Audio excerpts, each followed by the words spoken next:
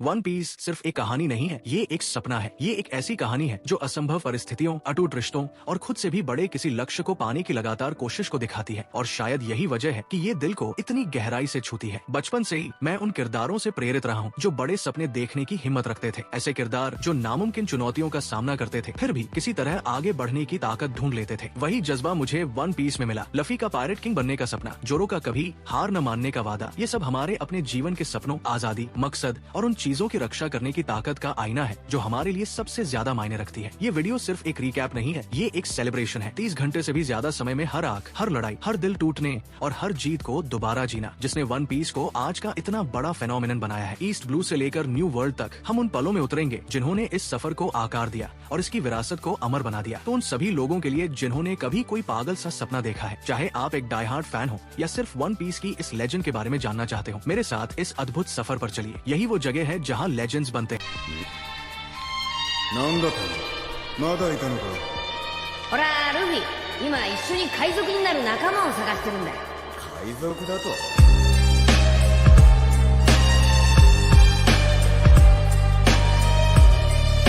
Gold Roger, pirate king, जिसने अपार दौलत, शोहरत और ताकत हासिल की थी। अपनी एग्जीक्यूशन से पहले उसने भीड़ से कहा कि उसने अपना सारा खजाना एक ऐसी जगह पर छुपाया है जिसे पाने के लिए पूरी दुनिया की खोज करनी होगी। और इसी के साथ दुनिया में पायरेट्स का महान युग शुरू हो गया। 11 साल बाद रेड हेड पायरेट्स एक छोटे से पोर्ट विलेज फूशा विलेज में आए। वहाँ 1 साल रहने के बाद एक छोटा लड़का मंकी डी लफी उनके जहाज पर आया और खुद को साबित करने के लिए अपनी बाईं आंख के नीचे चाकू मारकर दिखाया कि वो कितना टफ है। पायरेट्स और लफी फिर एक बार में गए जहाँ सबने लफी की इस पागल हरकत पर जश्न मनाया, खाते पीते रहे। लफी ने कैप्टन रेड हेड शैंक्स से उसे क्रू में शामिल करने की जिद की, लेकिन शैंक्स ने प्यार से मना कर दिया क्योंकि लफी अभी छोटा था और तैरना भी नहीं जानता था। तभी अचानक हगुमा नाम का एक माउंटेन बैंडिट अपने गिरोह के साथ बार में आया और शराब की मांग करने लगा। बारटेंडर मकीनो ने बताया कि सारी शराब पायरेट्स पी चुके हैं और जब शैंक्स ने हगुमा को आखिरी बोतल देने की कोशिश की तो उसने बिना डरे शैंक्स के सिर पर ही बोतल तोड़ दी, क्योंकि उसे शैंक्स के 8 मिलियन बाउंटी से कोई फर्क नहीं पड़ता था। शैंक्स ने बस माफी मांगी और सफाई करने लगा, जिससे हगुमा और भी बर्तन तोड़कर अपने गिरोह के साथ चला गया। इसके बाद रेड हेड पायरेट्स हंसने लगे, लेकिन लफी को शैंक्स का खुद के लिए खड़ा न होना बिल्कुल पसंद नहीं आया। वो गुस्से में बार से बाहर निकल गया। शैंक्स ने उसे रोकने के लिए उसका हाथ पकड़ने की कोशिश की, लेकिन हैरानी की बात ये थी कि लफी चलता रहा और उसका हाथ रबर की तरह खिंच गया। रेड हेड पायरेट्स तब समझ गए कि डेविल फ्रूट जिसे उन्होंने चुराया था, गोमू गोमू नो एम आई, अब अपने चेस्ट में नहीं था। और लफी ने खुद बताया कि उसने उसे डेजर्ट समझकर खा लिया। शैंक्स ने बताया कि उस डेविल फ्रूट को खाने के बाद लफी का शरीर अब रबर का हो गया है और वो अपनी पूरी जिंदगी तैर नहीं पाएगा। कुछ समय बाद रेड हेड पायरेट्स फिर एक नई यात्रा पर निकल गए और लफी अपने नए रबर शरीर के साथ मजे करने लगा। लेकिन एक दिन जब वो मकीनो के बार में बैठा था, तभी हगुमा का गिरोह वापस आया और शराब की मांग करने लगा। थोड़ी देर बाद मकीनो ने मेयर वूप स्लैप को बताया कि लफी ने उनसे लड़ाई कर ली और बैंडिट्स उसे उठाकर ले गए। शुरुआत में हगुमा लफी को उसके अजीब शरीर की वजह से सर्कस को बेचने का सोच रहा था, लेकिन बाद में उसने गुस्से में उसे मारने का फैसला कर लिया। तभी शैंक्स और रेड हेड पायरेट्स वापस आ गए। जब एक बैंडिट ने शैंक्स पर बंदूक तानी तो पायरेट लकी रू ने उसे तुरंत गोली मार दी। शैंक्स ने कहा कि वो अपने ऊपर हुए अपमान को सह सकता है, लेकिन जो उसके दोस्तों को नुकसान पहुंचाए उसे वो कभी माफ नहीं करेगा। इसके बाद उसके फर्स्ट मेट बेन बेकमैन ने अकेले ही सारे बैंडिट्स को काबू में कर लिया, लेकिन हगुमा स्मोक बॉम्ब फेंककर लफी को लेकर भाग गया। हगुमा लफी को समुद्र में ले गया और उसे नाव से नीचे फेंक दिया ताकि वो डूब जाए। जैसे ही लफी पानी में संघर्ष कर रहा था, तभी एक समुद्री दैत्य लॉर्ड ऑफ द कोस्ट आया और उसने हगुमा को खा लिया। फिर वो लफी को खाने ही वाला था, लेकिन तभी शैंक्स सही समय पर पहुंच गया और उसने लफी को बचा लिया और उस दैत्य को भगा दिया। शैंक्स खुश था कि लफी सुरक्षित है, लेकिन लफी दुखी था क्योंकि उसे बचाने के दौरान शैंक्स का एक हाथ चला गया था। बाद में रेड हेड पायरेट्स फूशा विलेज छोड़ने की तैयारी करने लगे। लफी ने तय किया कि अब वो उनके साथ नहीं जाएगा और उसने कहा कि वो अपना खुद का क्रू बनाएगा जो शैंक्स से भी ज्यादा ताकतवर होगा, दुनिया का सबसे बड़ा खजाना ढूंढेगा और पायरेट किंग बनेगा। लफी की इस बात को मानते हुए शैंक्स ने उसे अपनी स्ट्रॉ हैट दी और कहा कि जब वो उसे पार कर ले तब ये टोपी वापस लौटाए। जब रेड हेड पायरेट्स समुद्र में रवाना हुए तो शैंक्स और बेकमैन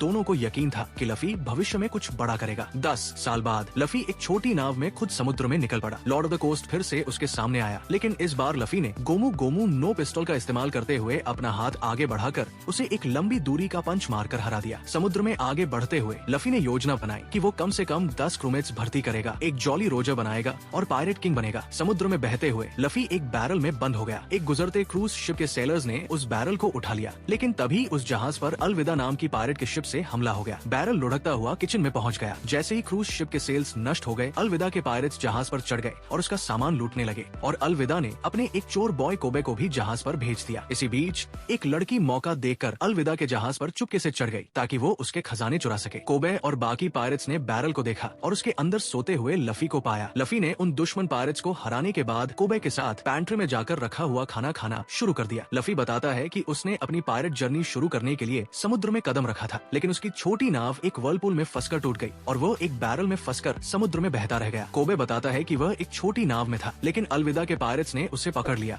और उसे जबरदस्ती चोर बॉय बना दिया। वो कहता है कि उसका सपना है कि एक दिन वो अलविदा के पायरेट से भागकर अपना रास्ता चुने। तभी अलविदा को लफी के बारे में पता चलता है और उसे शक होता है कि वो बाउंटी हंटर हो सकता है, इसलिए वो पैंट्री में आकर लफी और कोबे का सामना करती है। इससे जहाज पर लड़ाई शुरू हो जाती है, लेकिन लफी आसानी से पायरेट्स को हरा देता है। हालांकि अलविदा के पास एक बड़ा स्पाइक्ड क्लब होता है, लेकिन उसके सारे हमले बेकार हो जाते हैं क्योंकि लफी ने डेविल फ्रूट खाया है, जिससे उसके शरीर में रबर जैसी ताकत आ गई है। लफी अपने गोमू गोमू नो पिस्तौल अटैक का इस्तेमाल करके अलविदा को हरा देता है और उसे समुद्र में दूर उड़ा देता है। लड़ाई खत्म होने के बाद लफी कोबे के साथ एक छोटी नाव में सवार होकर अपनी यात्रा जारी रखता है। इसी दौरान वो उस लड़की की एक झलक देखता है जो चुपके से अलविदा के जहाज से चोरी करके अपनी नाव में जा रही होती है। लफी का लक्ष्य ग्रैंड लाइन की ओर बढ़ना है ताकि वो वन पीस ट्रेजर को खोज सके, लेकिन उससे पहले वो मशहूर पायरेट हंटर रोरनोआ जोरो को अपनी क्रू में शामिल करना चाहता है। लफी और कोबे शेल्सटाउन नाम के एक शहर में पहुंचते हैं जहां एक मरीन बेस मौजूद है। वहां उन्हें रोरनोआ जोरो मिलता है जिसे बेस पर क्रूसिफाई करके बांध दिया गया है। एक छोटी लड़की रीका चुपके से बेस के अंदर जाती है और जोरो को ओनिगिरी देने की कोशिश करती है, लेकिन हेलमेपो नाम का एक घमंडी आदमी उसे रोक देता है और ओनिगिरी को जमीन पर गिराकर खराब कर देता है। फिर भी बाद में जोरो वही गंदा हुआ खाना खा लेता है। मरीन बेस के बाहर रीका बताती है कि इस शहर पर एक क्रूर कैप्टन मॉर्गन राज करता है, जिसने अपने बेटे हेलमेपो को भी लोगों पर अत्याचार करने की खुली छूट दे रखी है। एक दिन हेलमेपो एक खतरनाक भेड़िया बार में ले आया जिसने लोगों पर हमला किया और उनका खाना खा लिया। जब जोरो ने हेलमेपो की इस हरकत का विरोध किया तो हेलमेपो ने धमकी दी कि अगर जोरो खुद को मरीन्स के हवाले नहीं करेगा तो वो बार में मौजूद सभी लोगों को मार देगा। इसलिए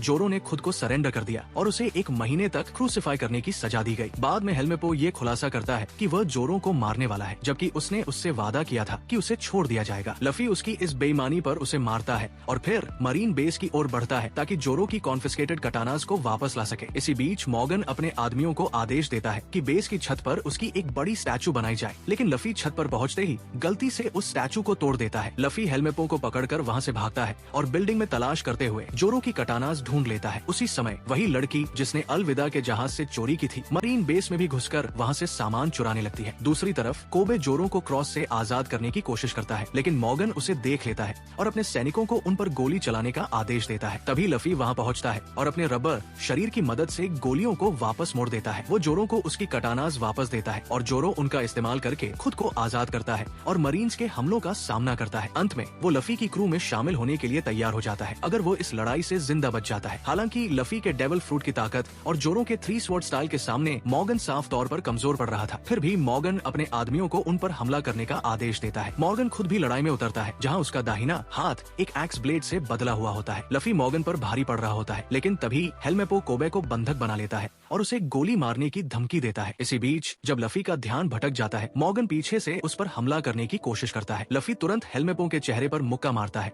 और जोरो मॉर्गन को काट गिराता है, जिससे वो लफी को नुकसान नहीं पहुंचा पाता। मरीन्स जो पहले से ही मॉर्गन के अत्याचारों से परेशान थे, लड़ाई जारी रखने के बजाय अपने ही कैप्टन को गिरफ्तार कर लेते हैं और उसे पद से हटा देते हैं। इसके बाद लफी, जोरो और कोबे एक रेस्टोरेंट में जाकर अपनी जीत का जश्न मनाते हैं। कोबे उन्हें दुनिया की बनावट के बारे में बताता है। वो कहता है कि दुनिया रेड लाइन नाम के एक बड़े कॉन्टिनेंट से वेस्ट और ईस्ट में बंटी हुई है और ग्रैंड लाइन एक सीधी समुद्री रेखा है जो रेड लाइन को काटती हुई गुजरती है। लेजेंडरी पायरेट गोल्ड रोजर ने दावा किया था कि उसने अपना खजाना ग्रैंड लाइन के बिल्कुल आखिरी छोर पर छुपाया है। इसी दौरान रिपर नाम का मरीन जो मॉर्गन की जगह नया बेस कमांडर बना है, लफी के सामने आता है। वो कोबे के अनुरोध पर उसे मरीन्स में शामिल करने के लिए तैयार हो जाता है, लेकिन क्योंकि लफी और जोरो पायरेट्स हैं, वो उन्हें शहर छोड़ने का आदेश देता है। हालांकि वो उनका आभार व्यक्त करते हुए हेडक्वार्टर्स को इसकी जानकारी न देने का वादा करता है। लफी और जोरो उसकी बात मान लेते हैं और अपनी यात्रा आगे जारी रखते हैं। दूसरी तरफ वही लड़की मरीन बेस में ग्रैंड लाइन का नक्शा ढूंढ रही होती है। उसे पता चलता है कि वो नक्शा बगी नाम के एक पायरेट ने चुरा लिया है। वो उसे वापस लाने के लिए समुद्र में निकल पड़ती है। रास्ते में बगी के 3 पायरेट्स उसकी छोटी नाव को देख लेते हैं। वो खुद को एक परेशान और फंसी हुई लड़की दिखाकर उन्हें अपने पास बुलाती है और खजाने का लालच देती है, लेकिन चालाकी से वह उनके जहाज पर चढ़ जाती है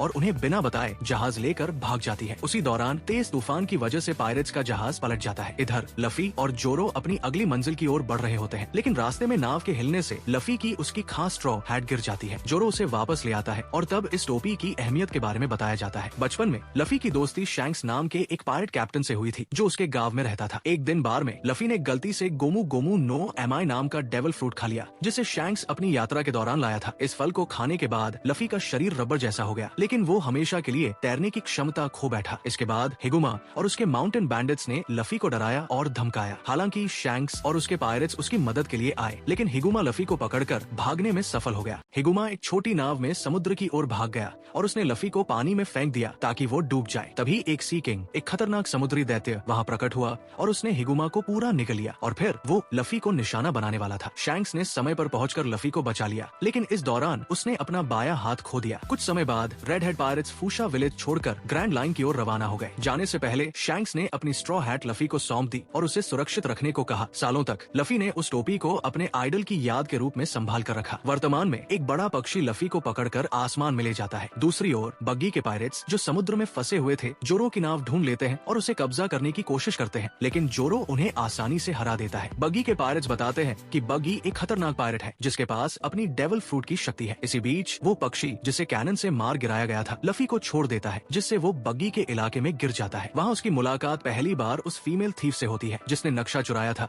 और जिसे बग्गी के पायरेट्स पीछा कर रहे थे। वो लड़की अपना नाम नामी बताती है और कहती है कि वो पायरेट से चोरी करती है। लफी के साथ मिलकर बग्गी के पायरेट से बचने के बाद वे एक रेस्टोरेंट में छिपते हैं, जहाँ नामी बताती है कि वो 100 मिलियन बेरीज इकट्ठा करना चाहती है किसी खास कारण के लिए। वो अपनी नेविगेशन स्किल्स भी दिखाती है, लेकिन नामी लफी को धोखा देती है, उसे बांधकर बग्गी के पायरेट्स को सौंप देती है ताकि उनका भरोसा जीत सके। बग्गी लफी को एक केज में बंद कर देता है और एक बग्गी बॉल तैयार करता है, जो एक बहुत शक्तिशाली एक्सप्लोसिव कैनन बॉल होता है। बग्गी के पायरेट्स कैनन चलाकर दूर तक एक पूरी कतार में बने घरों को नष्ट कर देते हैं। जोरो, जो अभी शहर में पहुंचा होता है, उस धमाके को देख लेता है। बग्गी नामी को आदेश देता है कि वो लफी पर बग्गी बॉल चलाए, लेकिन वो मना कर देती है। एक दूसरा पायरेट कैनन का फ्यूज जलाता है, लेकिन नामी अपने हाथों से उसे बुझा देती है, जिससे उसके हाथ जल जाते हैं। बग्गी गुस्से में अपने पायरेट्स को नामी पर हमला करने का आदेश देता है। तभी जोरो वहाँ पहुँचता है और उसकी मदद करता है। वो बग्गी पर हमला करता है और उसका हाथ और पैर काट देता है, लेकिन बग्गी का कटा हुआ हाथ पीछे से जोरो पर हमला करता है और फिर वापस जाकर उसके शरीर से जुड़ जाता है। बग्गी बताता है कि उसने बर्बरा नो एमाई खाया है, जिससे वो अपने शरीर को टुकड़ों में बांट सकता है, उन्हें कंट्रोल कर सकता है और फिर वापस जोड़ सकता है। इसके बावजूद जोरो कैनन की दिशा बदल देता है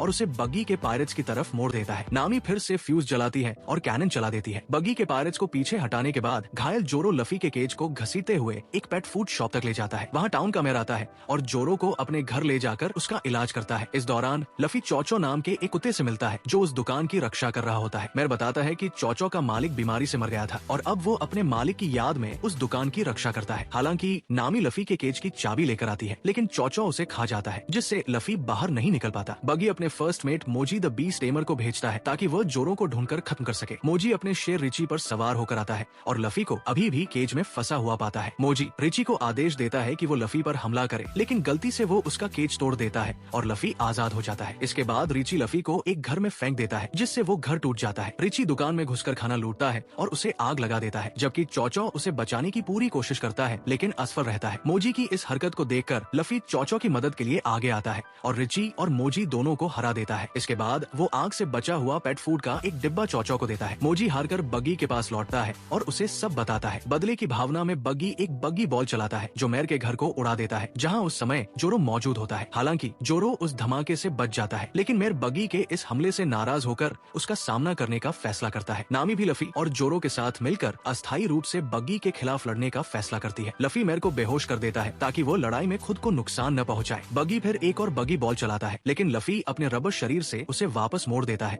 और वो कैनन बॉल बग्गी के पायरेट्स पर ही जा गिरता है। इस हमले में बग्गी के ज्यादातर आदमी हार जाते हैं, लेकिन बग्गी बच जाता है क्योंकि वह अपने साथियों को ढाल की तरह इस्तेमाल करता है। उसके साथ उसका एक्रोबैट कबाजी भी बच जाता है, जिसने रिची को ढाल बना लिया था। कबाजी बग्गी की तरफ से लड़ने के लिए आगे आता है और जोरो उससे 1-on-1 लड़ाई करने का फैसला करता है। लड़ाई की शुरुआत में कबाजी चालाकी से लड़ता है और जोरो के पहले से लगे घाव को निशाना बनाता है। वो अपने यूनिसाइकिल पर सवार होकर अलग अलग दिशाओं से हमला करता है, लेकिन अंत में जोरो अपनी ओनिगिरी टेक्निक का इस्तेमाल करता है और कबाजी को हराकर उसे गिरा देता है। कबाजी जमीन पर गिर जाता है और जोरो भी थककर वहीं सो जाता है, जिससे अब मैदान में सिर्फ लफी और बग्गी ही बचते हैं। इसी दौरान जब जोरो कबाजी से लड़ रहा होता है, नामी चुपके से वहाँ से निकलकर पब में घुस जाती है। वो वो एक गार्ड को हराकर उसकी चाबी से एक ट्रेजर चेस्ट खोलती है, जिसमें उसे ग्रैंड लाइन का नक्शा मिल जाता है। लफी और बग्गी के बीच लड़ाई शुरू होती है, जहाँ बग्गी अपने शरीर के टुकड़े अलग करके लफी के हमलों से बचता है। लेकिन इस दौरान बग्गी लफी की स्ट्रॉ हैट को नुकसान पहुंचा देता है और उसे चाकुओं से छेद भी कर देता है, जिससे लफी बहुत गुस्सा हो जाता है। जब लफी बग्गी को इस टोपी की अहमियत बताता है तो बग्गी शैंक्स के प्रति अपनी गहरी नफरत दिखाता है और उसका नाम लेकर उसे कोसता है। बग्गी बताता है कि वो और शैंक्स कभी एक ही पायरेट क्रू में अप्रेंटिस थे। एक बार जब उनका क्रू एक जहाज को लूट रहा था, तब बग्गी को एक कीमती ट्रेजर मैप मिला, जिसे उसने अपने पास छुपा लिया। बाद में शैंक्स ने उसे बताया कि उसी जहाज से एक डेविल फ्रूट भी मिला है। बग्गी ने योजना बनाई कि वो उस फ्रूट को चुराकर क्रू से भाग जाएगा और फ्रूट और मैप दोनों को बेच देगा। उसने सबके सामने एक नकली डेविल फ्रूट खा लिया, जबकि असली फ्रूट उसने अपने पास छुपा लिया था। लेकिन जैसे ही बग्गी उस फ्रूट को लेकर भागने वाला था, शैंक्स ने उसे पकड़ लिया और इसी अफरातफरी में बग्गी गलती से वही असली डेविल फ्रूट खा बैठा। उसी दौरान हवा के तेज झोंके से उसका ट्रेजर मैप भी समुद्र में गिर गया। क्योंकि बग्गी अब तैर नहीं सकता था, वो उस मैप को वापस नहीं ला सका और उसका सपना टूट गया कि वो पायरेट्स को छोड़कर अपना खुद का क्रू बनाए। अब उसे अपने खुद के क्रू के लिए जरूरी धन इकट्ठा करने में पूरे 10 साल इंतजार करना पड़ा। वर्तमान में बग्गी देखता है कि नामी उसका खजाना लेकर भागने की कोशिश कर रही है। वो बर्बरा फेस्टिवल टेक्निक का इस्तेमाल करते हुए अपने शरीर को कई टुकड़ों में बांट देता है और अपना खजाना वापस लेने की कोशिश करता है। लेकिन लफी नामी की मदद के लिए आ जाता है और बग्गी पर हमला करता है। बग्गी खुद को फिर से जोड़ने की कोशिश करता है, लेकिन नामी उसकी कई बॉडी पार्ट्स को रस्सी से बांध देती है, जिससे बग्गी छोटा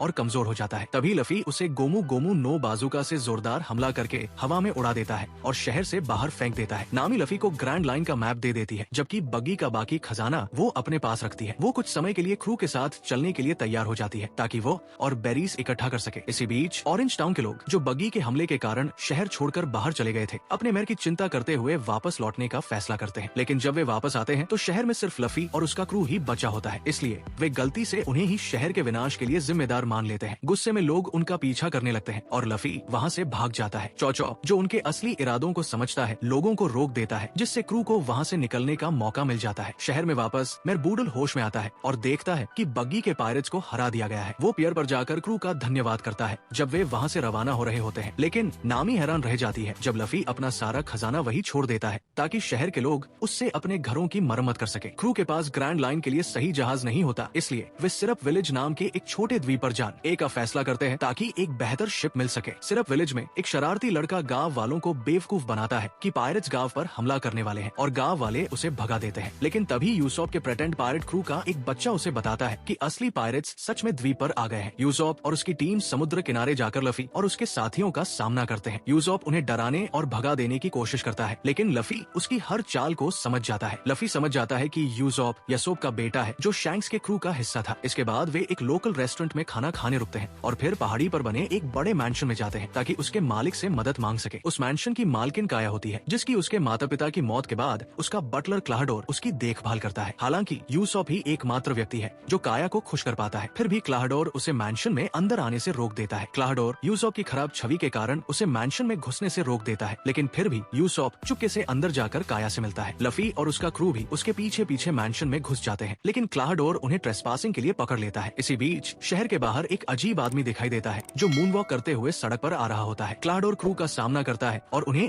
शिप देने से साफ मना कर देता है। वो अपना गुस्सा यूसोप पर निकालते हुए उसके पायरेट पिता का मजाक उड़ाता है और उसे एक घटिया अपराधी कहता है। ये सुनकर यूसोप गुस्से में क्लाहडोर पर हमला कर देता है, लेकिन क्लाहडोर उसे और पूरे क्रू को बाहर निकाल देता है और दोबारा कभी न लौटने का आदेश देता है। काया अपने कमरे में रहकर रोने लगती है और क्लाहडोर उसे शांत करने के लिए उसके पास जाता है। वो काया को अपना अतीत और उसकी रक्षा करने की वजह बताता है। वो कहता है कि जिस जहाज पर वो काम करता था, वहाँ से निकाले जाने के बाद वो सिर्फ विलेज में भटक रहा था। काया के पिता ने उस पर दया करके उसे अपने मैंशन में जगह दी और तब से उसने काया के परिवार की सेवा करने की कसम खाई। काया के माता पिता की मौत के बाद क्लाहडोर ने खुद को उसका रक्षक बना लिया और उसे हर खतरे से बचाने का फैसला किया, जिसमें यूसोप भी शामिल है, जिसे वो काया के लिए खराब मानता है। काया उसकी सख्ती को माफ कर देती है। दूसरी तरफ जोरो और नामी गांव के बाहर बच्चों के साथ रहते हैं। उनमें से एक बच्चा उस अजीब मून वॉकिंग आदमी को देखता है और सबको बताता है। वो आदमी खुद को एक हिप्नोटिस्ट बताता है और एक धागे पर लटकते चक्रम से बच्चों को हिप्नोटाइज करके सुला देता है, लेकिन गलती से वो खुद को भी हिप्नोटाइज कर लेता है और खुद भी सो जाता है। दूसरी तरफ यूसोप और लफी एक चट्टान पर बैठे होते हैं और यूसोप के पिता यसोप के बारे में बात करते हैं। तभी उन्हें नीचे क्लाहडोर दिखाई देता है, जो उस हिप्नोटिस्ट जांगो के साथ गुप्त रूप से बात कर रहा होता है। ये देखकर वे चौंक जाते हैं जब उन्हें पता चलता है कि क्लाहडोर असल में ब्लैक कैट पायरेट्स का कैप्टन कुरो और जांगो की एक खतरनाक योजना होती है। वे काया काया की हत्या करके उसकी पूरी संपत्ति हड़पना चाहते हैं। जांगो अपनी हिप्नोटिज्म शक्ति से काया की वसीयत को बदल सकता है, जिससे सब कुछ उनके नाम हो जाएगा। वे ये भी बताते हैं कि कुरो ने मरीन से बचने के लिए अपने जैसा दिखने वाले एक व्यक्ति को मरीन के हाथों मरवा दिया था, ताकि दुनिया को लगे कि कुरो मर चुका है। जांगो बताता है कि ब्लैक कैट पायरेट्स का जहाज पहले से ही द्वीप के पास तैयार खड़ा है, ताकि सही समय पर गांव पर हमला किया जा सके। इसी दौरान कुरो और जांगो देख लेते हैं